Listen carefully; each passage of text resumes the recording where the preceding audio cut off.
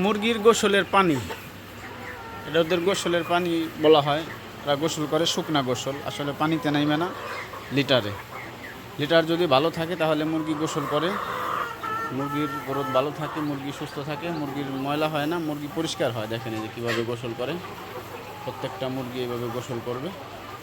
এটা নতুন লিটার দিচ্ছে, এই যে দেখেন এই যে কীভাবে গোসল করতেছে মুরগিগুলা। তো আসলে যাদের টাইগার মুরগি লাগবে, অরিজিনাল ডিম পাড়া প্যারেন্টসও আছে, ডিম পারবে এমন মুরগিও আছে। আবার আপনারা চাইলে বীজ ডিমও নিতে পারেন। যোগাযোগ করবেন স্ক্রিনে দেওয়া নাম্বারে, অনেক ভিডিওতে নাম্বার দেওয়া আছে।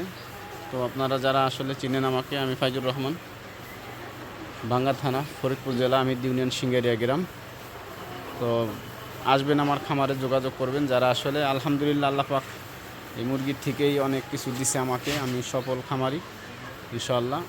আপনারা আসবেন খামারে, পরিদর্শন করবেন। আসলে অনেকেই জানতে চায় সত্য কথা, আসলে আসবেন, আসলে সব কথা ভিডিওতে বলা যায় না, আসলে পরে অনেক কিছু জানতে পারবেন ইনশাআল্লাহ। যাদের মুরগি লাগবে, ডিম লাগবে, বীজ ডিম, বাচ্চা ফোটাবেন, যোগাযোগ করবেন আমার সাথে।